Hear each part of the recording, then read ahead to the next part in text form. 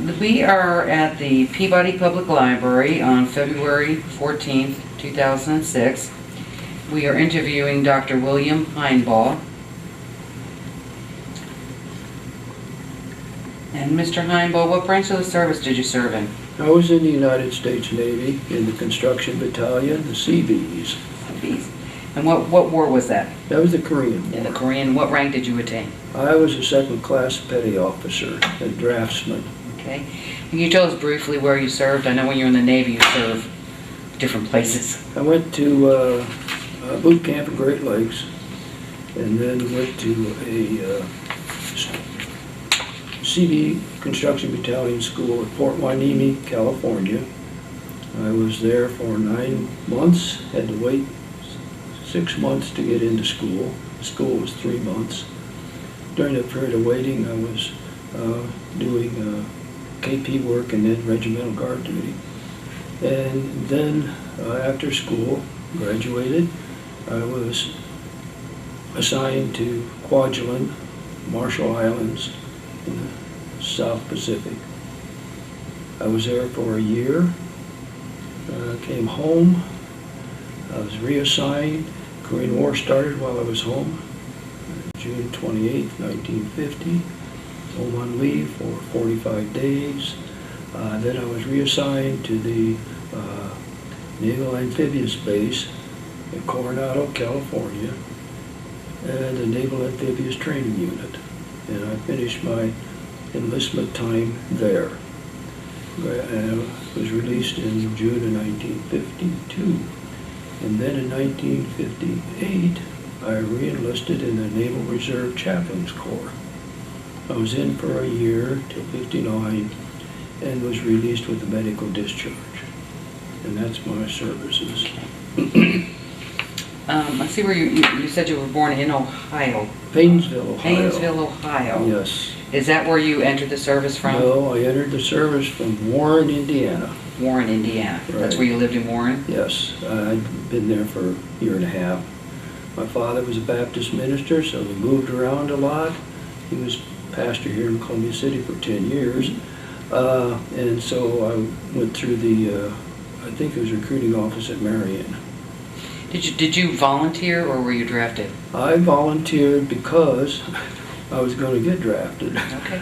I had a low draft number, 57. How did the draft work in the early 50s? How? They, as far as I know, they everybody had a number, and how the number was assigned, I'm not sure. After you registered, I'd been out of high school a year. I had worked in Fort Wayne. My uncle and a landscape architect, Fred Stroll, and then an international harvester in Fort Wayne. And I had anticipated going to Purdue University and becoming an architect. My parents wanted me to go become a minister, and so I decided I'd join the military.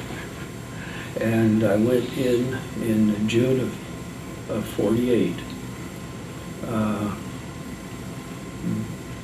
I enlisted also with a friend of mine, Jack Good, whose uncle was the commandant of Admiral Good of the 11th Naval District in Seattle, Washington.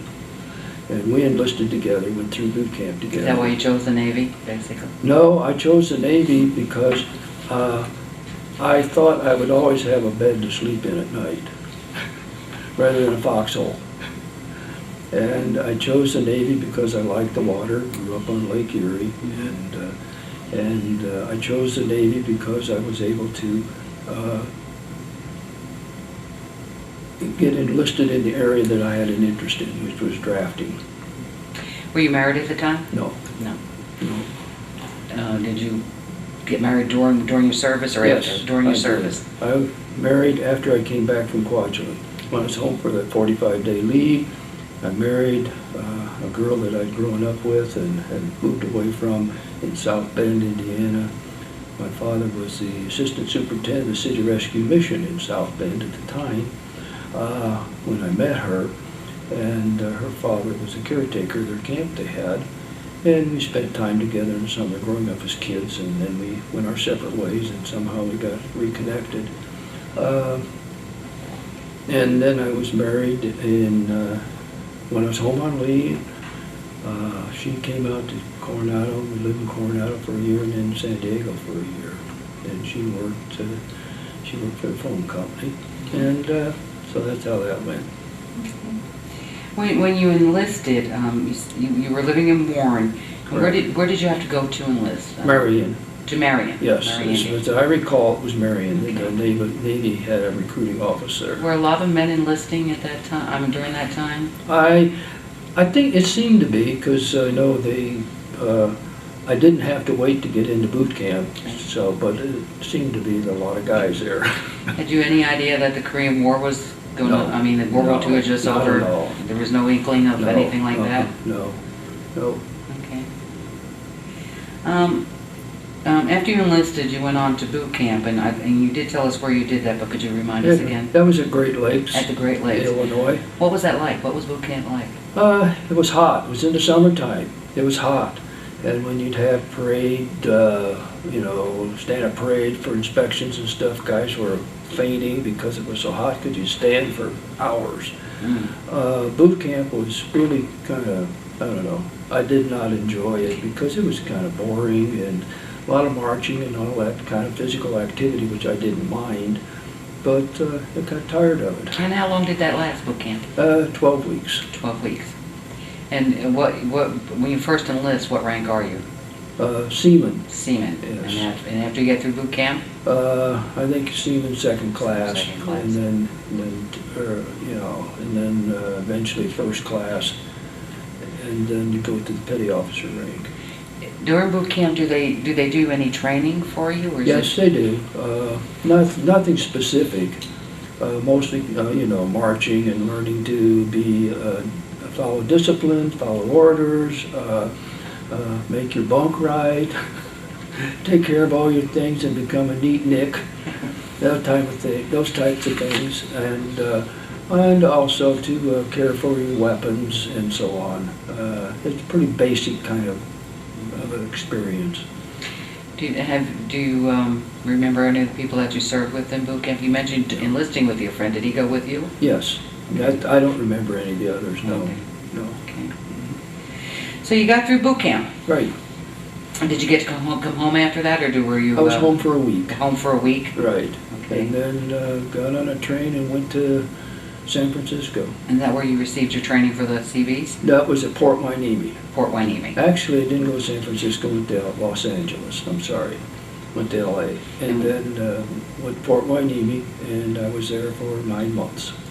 And that's where you received your training? That's right. It's north of Los Angeles, about 80 miles, just south of Santa Barbara. And what do SeaBees do? SeaBees is the Construction Battalion. Okay. I always make a joke that the SeaBees put the landing mats down to keep the Marines from getting their feet wet when they made the invasions. And of course, that always went over wonderful with the Marines. But the Construction Battalion. During the war in the Pacific, they were very active, building airstrips, housing for the military and that type of thing. Oftentimes, they'd ride on the bulldozers with their machine guns. Because the Japanese aircraft would attack them. That would be during World War II. During World War II, right, yeah.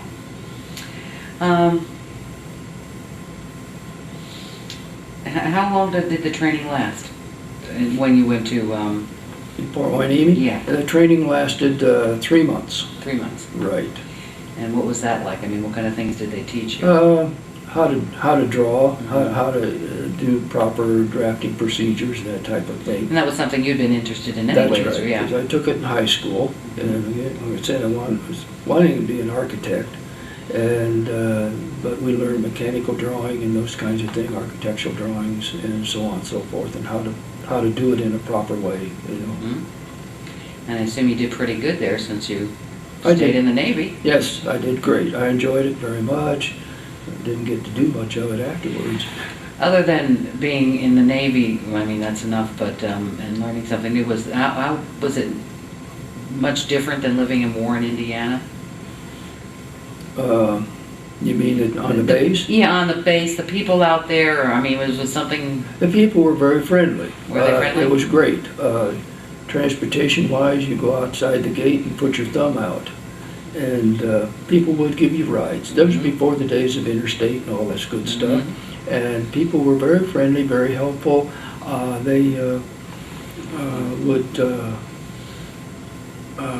give you a lift into Los Angeles or maybe how far they were going and you were going, and then they'd let you out and you'd get another ride someplace else.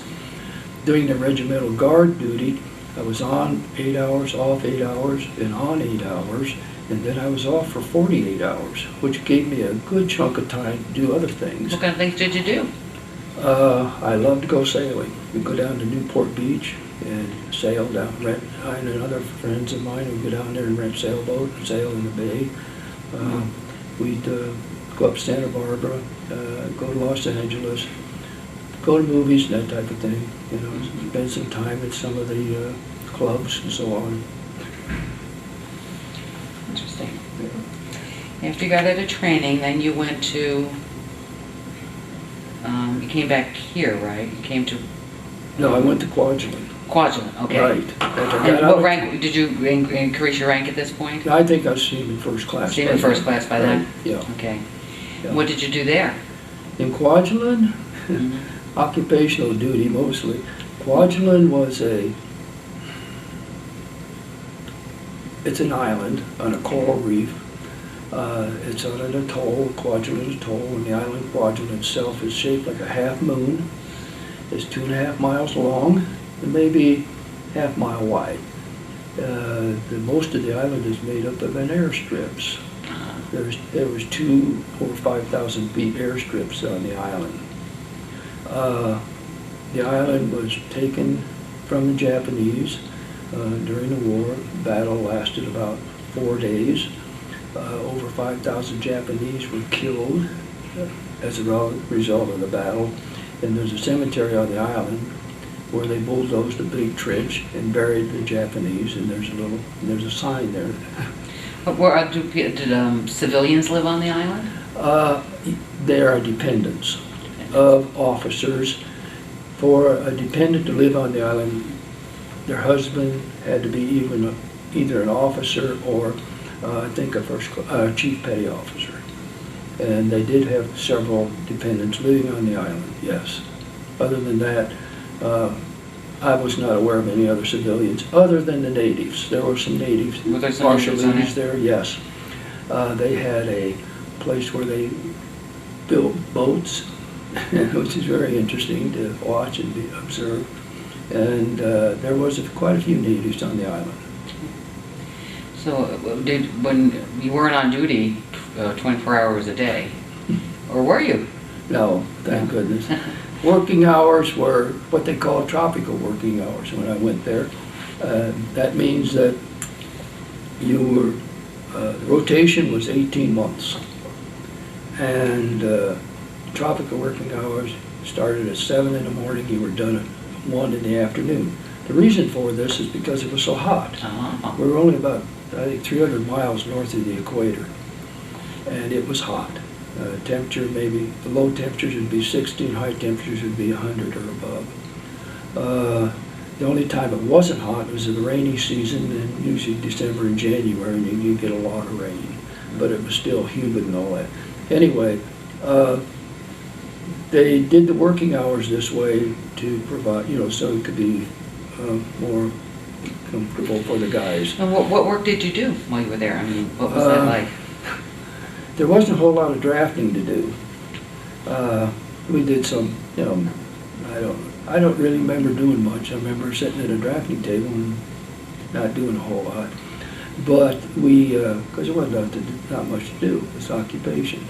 Then the unit that I was in, we were responsible to provide out of the warehouse furniture and things for the dependents that lived on the island. So sometimes we'd have to go and pick up a couch or chair or bed or whatever, people dressers, whatever they wanted, and take it to their houses and maybe take something back and store it, whatever, that type of thing. And then there was no fresh water on the island. they made fresh water using big, huge evaporators. Really? These evaporators were run by big diesel engines that are used for locomotives, and very noisy. And a couple of evaporators, they had 3 of them, and one or two of them broke down, so they ran out of water. At least they were going to. A lot of the dependents' houses had fresh water for all their facilities, and so what they made us do was go dig up those pipes and put new ones down to use what they called brackish water, which was water that they pumped out of the coral reefs. It was partially salt water, not totally, but partially, so they called it brackish water, and hooked their toilets and stuff up to that. Oh, I see. To If save you weren't going the to fresh drink it, water. you had to use the brackish water. Oh, I understand. No, you didn't now. drink it. No. I thought for a minute you were going to tell me that they made you drink that stuff. No, way. no. Oh, I see. Anyway, that was fun digging in the coral with a pick, but that didn't last all that long. You mentioned that there was an airstrip there. Was it an active airstrip? Oh, yes. Oh, okay. Very so much that was so. your purpose, the purpose for being there. Okay. That's right. In fact, they stored one of the atomic bombs there for the bikini test. Tell us about that. For the bikini test. Did you know about it at the time? It was after it was before I got there. Before you were there. Right. And What did the guys say about it? I mean, not a I'm sorry, whole it would have lot. been Most of after. them didn't know about it. Really? Yeah, they weren't aware of it, I don't think. The reason I knew about it is because a friend of mine who was a journalist from Chicago, Don Manison, he asked me if I'd be interested in running, they had a photo lab hobby shop there on the island. He asked me if I'd be interested in doing that because it was some recreational activities for some of the other guys. I said, yeah, I don't know a thing about it, but I'd be glad to learn, so I did. And I ran that photo lab hobby shop. That got me out of the barracks, thank goodness. And so I lived in the photo lab hobby shop, which is just a small barracks. Had a little grill in there, electric grill. And running that photo lab hobby shop was most interesting.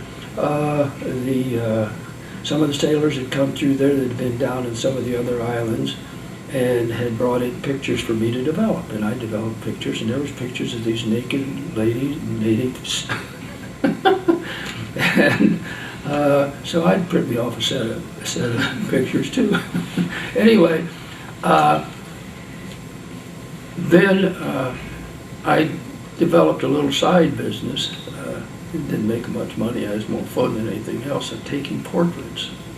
I bought a 4x5 Crown graphic camera and took portraits of the fellas so they could send home to their family, their wives or sweethearts or family. And they were all black and white. And with the cooks, I got in with them and I gave them their portraits. They gave me food. What kind of food was it? I mean, was it normal? Oh yeah, steaks, etc., pork and so on. Once a week we get fresh milk. Otherwise it's powdered milk. They'd fly the milk out from Pearl. Was there any food produced on the island No. itself and everything had to be brought in? Yeah, everything had to be brought in. I think, actually, there wasn't hardly a tree on the island because when they bombarded the island and shelled it, they just stripped it. It was something to see. There's nothing there. If there was a palm tree 5 feet tall, it was a pretty big tree. And at this time, the Korean War had not started No. yet? Had not started, okay. Nope. Because this is 48 and 49. 48 and 49. 49 and 50, I'll take it. 49 and 50, yeah. Okay. Mhm. And you said you were there 18 months was your rotation? A year. They A year. changed the rotation when I was there. Oh, really? Yes, and that was interesting too because some of the guys were starting to crack up. Really? It was totally boring. There was nothing to do. They had an all-hands club. You drink green beer that had been sitting in a Quonset warehouse for who knows how long. Temperatures are way over 100 degrees. About how many men were stationed there? I'm not sure. There were several hundred. Several hundred? Yes. That's a lot for that small island. Plus they were Marines and Air Force, along with the Navy, because of the air base. The air base. Yeah, the landing strip. And the Marines were there too. What did the men do or were women stationed there at all? No. Not that I What- remember. No. What did the men do to actually, I mean, what kind of things could they Well, do? they'd get in fights. Get in fights? Oh, yeah, Saturday night was a big thing, and usually early Sunday morning, they'd oftentimes roll you out for a knuckle check to see who'd been fighting. Then they had this all-hands club. They also had free movies and an outdoor movie theater. Once in a while, they'd bring in an entertainment group from Pearl or wherever. One of the Miss Americas was contestants was part of that group. And those types of things. There was a commissary there where you could buy things and so on. And but in terms of entertainment, there wasn't much. I was active with the chaplain and sang in a choir and enjoyed that. He knew his father was a minister, therefore. Was there one chaplain for the whole island then? Yeah. Or that is Yeah. so? Yeah, But he was a every- Protestant chaplain. He was a Protestant, but I'm Yes. sure not all the men were. No, How did that work then? Uh, What did they do? they were able to provide a service for them Okay. that was comfortable. For their Yeah. particular denomination? For their faith, right. For their faith. Yeah, Okay. yeah. When I was with the friendly with the chaplain, he asked me World Communion Sunday if I would help him serve communion, and I did. And we had communion there in the base, and then we flew to Majuro, which was another part of the Marshall Islands, in the afternoon and took communion there. There was a small group of military people there. And we flew back to Kwajalein that day in the evening, and flew on PBY planes. Then on the next day, we flew to Anahuac. And Anahuac is the island chain north of and a little bit west of Kwajalein, where the bombs were stored and the planes took off for the bikini test. Okay. And so we took communion to the military personnel there because they didn't have a chaplain. Yeah, okay. Yeah. Okay. So that's an interesting experience. Sounds like it. Yeah. Where'd you go from there? After Kwajalein, Uh-huh. I came home, Came home, got married. and that's what that 45-day leave that you That's had. right. Yes. Was that normal for people to get 45-day leaves? I had it on the books. You can take whatever you can get, whatever you have. Yeah. Depends on. I went to Pearl, flew out of Kwajalein, went to Pearl Harbor, and in Hawaii. Was there for a week. Got to enjoy that very much. Visiting the clubs and so on and so forth. And this one club I was in, there was in the middle of the afternoon, and a gentleman came in there and set up a projector and started projecting eruptions of a volcano. Now, what in the world is all this? And so I listened, and pretty soon I found out he was a newsman from the States. He'd come out to take pictures of the Mauna Loa eruption that happened at that time, and these were the pictures he was going to show on television when they got back to the States. So that was interesting too. Is that normal for most men to stop in Hawaii like that? It depends. I couldn't answer. I really don't know. Okay. Because I don't know how many other guys were on the flight with me when I left. Rotation was different all the time. And they were actually flying you. It wasn't by They boat did. that you flew? I flew to Pearl. Then I waited a week to go on a transport ship back to San Francisco. Okay. When I went out to Kwajalein, I went up to San Francisco and left on a refrigerator ship. And it took, just not quite 3 weeks to get there. Uh-huh. And, you get a ship's company, you get to chip a lot of paint and all that good stuff. Well, they made you work. They weren't just transporting of course. Yeah, right. Nothing was free in the military. I see. Other than somebody else's advice. Well, back up just Sure. a little bit. While you were on the island, did you keep in touch with your family? Yes, letters. Okay. Letters. That was right. it. Yeah, right. Wrote a lot. Was it anything like the V-mail that they did during World War II? No, it was regular Just regular mail? land mail. Yeah. Yeah. And I wrote to my girlfriend a lot too. How often did you get mail? Usually quite a few, you know, every week or so. Every week or Yeah, so you you get get quite a bit of mail, yeah. Mhm. Did, well, the Korean War hadn't started yet. Right. So your family and friends back here wouldn't have known anything about it yet. Okay, we're back here in Indiana. Yes. Right now. You married your wife, Right. and the war still had not started. That's the Korean right. War. It started just about the same time we got married. Just about the June time. 28th, yeah. Okay. Yeah. What did your wife, I mean, when this war started, what did she think? I mean, you I said don't nobody know. was expecting this. No, and nobody knew what was going to happen. Nobody knew where you'd go. When I went back out to San Francisco for reassignment, they were shipping guys in drafts of 400 and 500 to Japan for further assignment, and you knew where they were going. They were going to Korea. And I sat around there and waited, I think about 2 weeks. In San Francisco? Yeah, waiting for an assignment, chewing my fingernails and all the rest of it. And my assignment came through to go to Coronado, California. Never heard of it. Asked, where's Coronado? You don't know? Oh, you're going there? Yes. Oh boy, you're going to paradise. And it was, literally, it was just beautiful. It's changed a lot since then.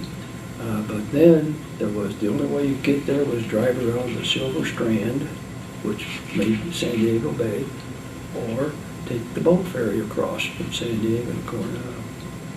And what were your assignments there? Were you still drafting? Yes, I was drafting. Actually, I was assigned to the training unit, the Naval Amphibious Training Base, and we were making all kinds of charts and things to put up on walls that they used in classroom instruction to instruct the officers who would be conducting the invasions in Korea. What were the charts of? The charts were actually we used the Leroy lettering. You're probably not familiar with that. No.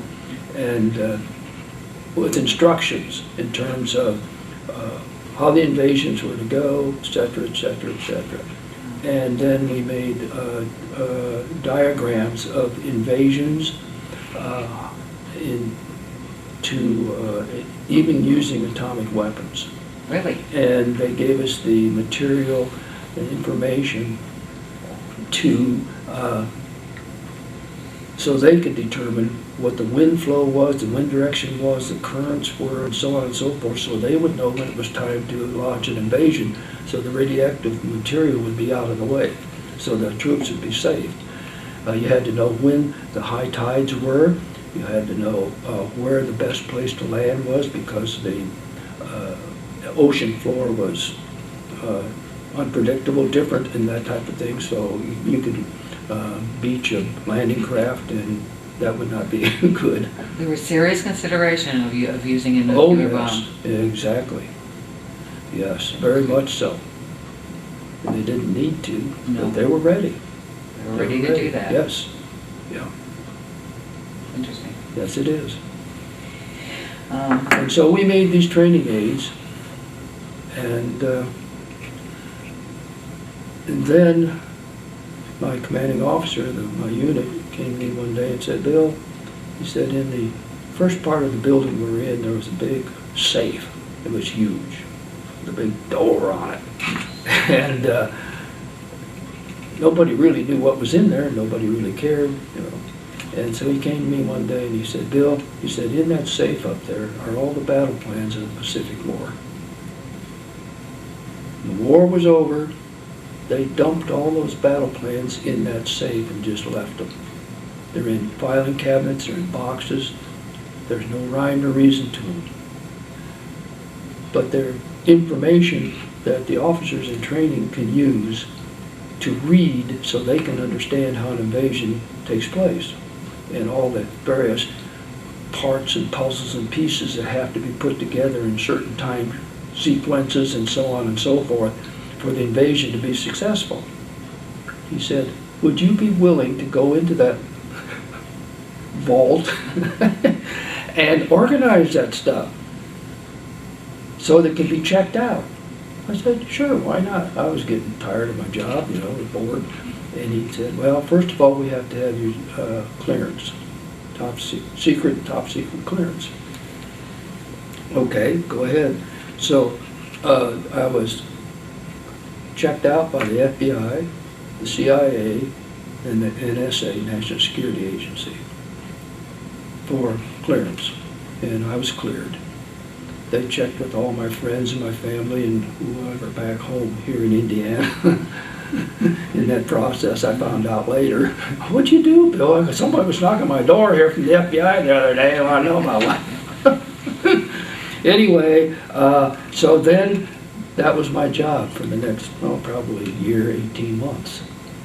And I was able to read and look at the battle plans of all the invasions in the Pacific War. Ones that had taken place? Or Yes, ones that had taken yes, place? yes, exactly. These were the battle plans that took place for Saipan, Guadalcanal, Marshall Islands, etc., Tinian, Iwo Jima, and also Japan. The battle plans were there for the invasion of Japan. Again, using atomic weapons. I had access to all that information, all of it. And did anybody ever come and ask you for it? I mean, Oh, yes. Did they Yeah, use I it? would catalog, I would organize it, catalog it, and then make cards so they could check it out. And they would come, check it out, and take it to their barracks and read it. And It was sort of like a library, huh? that's right, exactly what it was. I was a librarian, Uh-huh. yeah, for the Intelligence and Historical Reference Library of the Amphibious Forces of the Pacific Fleet. Now, it's a long title. Oh, yeah.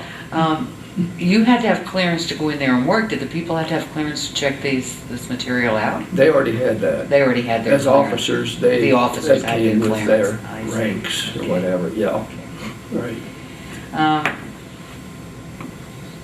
Again, we talked a little bit about what life was on the island. What about, again, the food and the entertainment? Yeah. What kind of... Okay, life on the island was very primitive, to say the Primitive? least. Yeah. There was no permanent buildings on the island, on Kwajalein. They were all Quonset huts. Ah, And there were two-story Quonset huts for the barracks. And again, you know, guys slept upstairs and downstairs. uh-huh. The sides were all open and they had kind of wooden pieces sticking out over the side of the windows. The windows had screens in them. The whole side was open with as a window. For air, because it was so hot. It's There were hot no there also. doors. And there didn't seem to be a whole lot of bugs, but there were rats. Right. You'd wake up at night, they'd chew the calluses off your feet. Really? Yeah. Wow. And because of that, and many other things on the island, the information got back to Washington. And one day, guess who showed up? The Joint Chiefs of Staff came out to see what was going on in the Marshall Islands on Kwajalein. It was Admiral Sherman, the Navy, General Collins of the Army, and General Vandenberg of the Air Force. I have pictures of them. Okay. And they were there to look the situation over. It didn't change any before I left. But it was very primitive.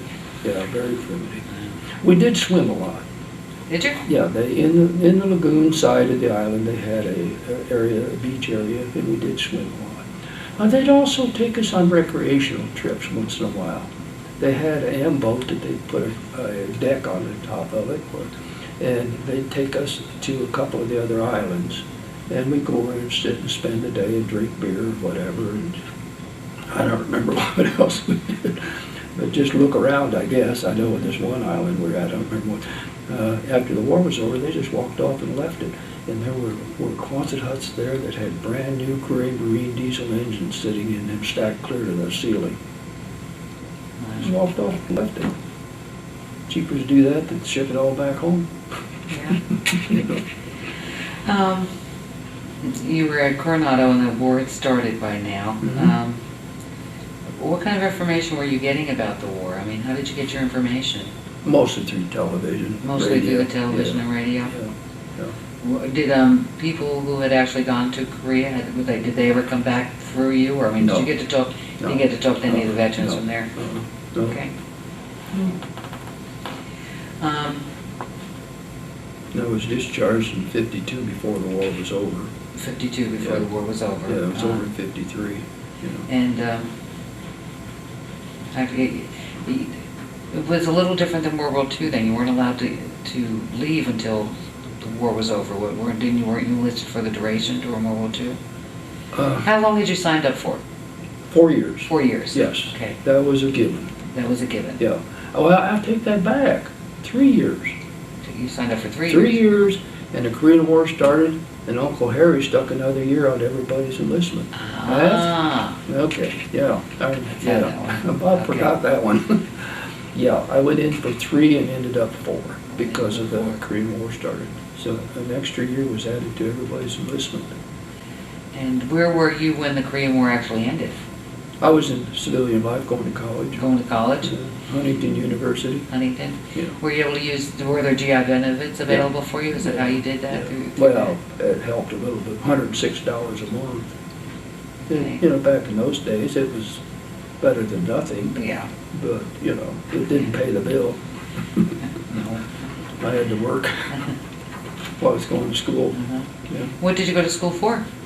I was going to school to become a minister. To become a minister? Right, because I was in San Diego. God talked to my heart and answered my parents' prayers, and so I decided to become a minister. And you actually completed that course Oh, of yes, study? yeah. Okay. Yeah. And also earned a doctor's degree along the way In in Doctor of Ministry. Doctor of Ministry? Yeah. Okay. With the- And did you, after your schooling, did you come to Columbia City, or where did you go from there? Did you finally settle in Columbia City? No. After I graduated from seminary, I lived in Chicago Heights for a couple of years, and then lived down near Monticello for a couple of years, and then down near Linton, Indiana for a couple of years. Oh, you traveled a lot. Oh, yeah. Traveled around a lot. And then I went to northern Illinois for about 4 or 5 years, and then went into central Illinois and finished my ministry there in central Illinois. Yeah, as a United Methodist. United Methodist. I started out as a Baptist, American Baptist, because that's what my father was, but the Lord showed me a different way to go, so, Okay. yeah. You said you used the GI Bill. What little was available to go to school? Did you have any other benefits from the service? Not that I've taken advantage of, no. I know there's medical benefits. I haven't needed any, thank goodness. So, no. Okay. Yeah. Did you ever join any of the service organizations like the VFW or No. American Legion? No, I've had lots of invitations, but I just haven't had an interest in it. Hasn't No. had interest in Yeah. you. Okay. How do you think your service affected your life? It gave me a broader appreciation for the world I live in and for the people that live in it. And it taught me, how to be, how to discipline yourself in a good way. And Right. Did you have some things you wanted to show us? yes, I do. Okay. I'm not sure where to start here. Anywhere you want.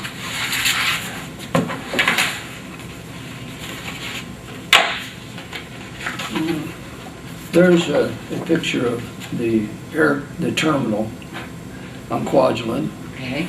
And that's what you first saw when you got there. If you flew in, I came in on ships, so I didn't see that right away. This is a picture of the island. It is a half moon, isn't it? Yes, and it's Yeah. on the south end of the Kwajalein Atoll. And so it curves, it goes back, comes down Yeah. this way, and then curves and goes back up the other way. Approximately where would you have been stationed on that? Because I can see the airstrip. Yeah, the airstrip It's is right here, there. and this Uh-huh. is the pier, right in this area right Right in here. there. Yeah, Okay. and these were bandits housings out along here. Fascinating. I don't know whether they can see this or Well, not. what we will do is, Sarah will come in to actually take photos so she can Okay. edit it in. All right, yeah. So, Is that you with the dog? no, that's the guy that was running the Armed Forces radio station. It's his dog. You were allowed to have animals? Oh, there? yeah. Sure. Really? Yeah. Okay. You know, and here's some of the Joint Chiefs of Staff. This is the base commander. This is a picture of the island itself. Now, did you take these pictures from your Photoshop? My journalist friend took these Took these. pictures, and I made copies of them.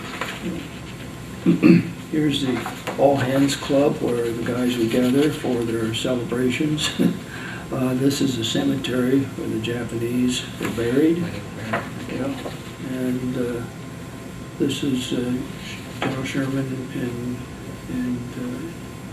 General Collins and Naval Sherman talking together with Joint Chiefs of Staff when they were out there. And this is Hoyt General Vandenberg, and one of the others is looking over something or other.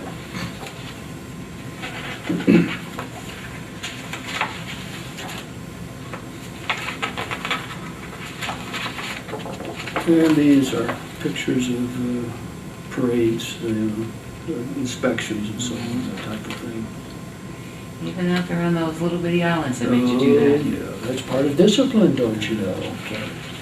And I'm not sure that I should show you these or not, but I have them. These are official government photos. Is that the bikini? Yes. Test? Yeah. You can see one of the ships right there. They put several ships at anchor out there in the bay to see how the bomb would affect the ship. There are no people. Are there people on the ship? Okay. No. They took all the natives off of the Bikini Atoll and located them someplace else. Same thing? Mm-hmm. Different picture, same thing. Now, you were not here to No. witness this. No. Okay. No, I got these photos from the chaplain. The chaplain.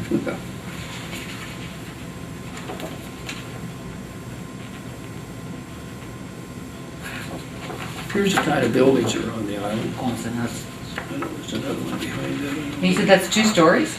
No, that's only one story. Okay. Those are warehouses. Warehouses. Okay.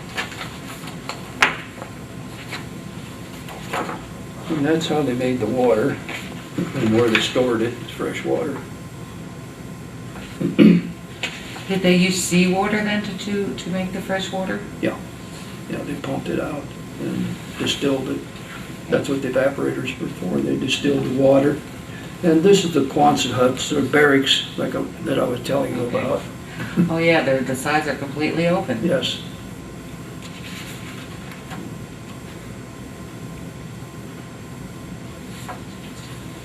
And this is the place where they had their entertainment.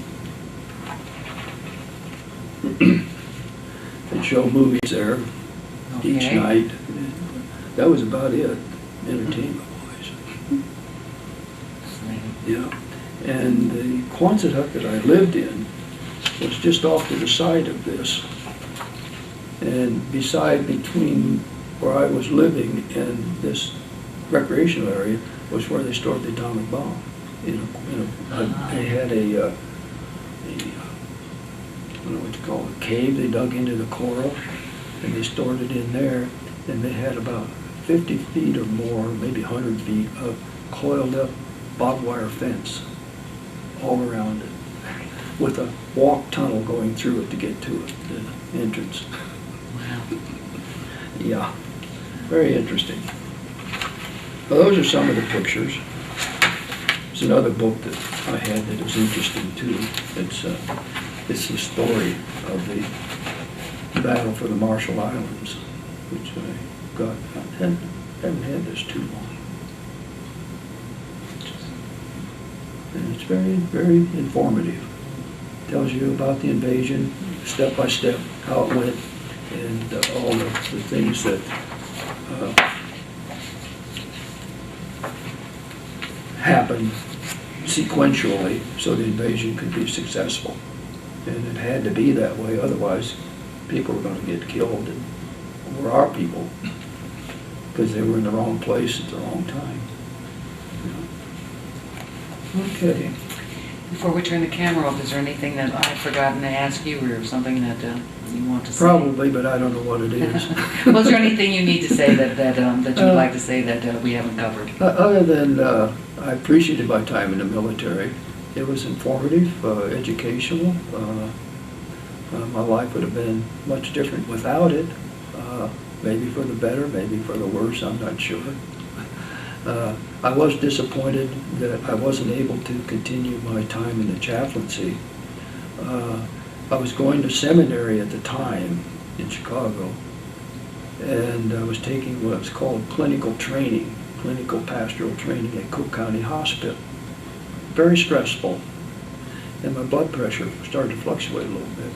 And Eisenhower was the president at the time, and they were tightening up the military to reduce the forces, and so they tightened up the medical requirements. And the year before, I was fine, and so because of that, then my blood pressure fluctuation, they gave me a medical discharge.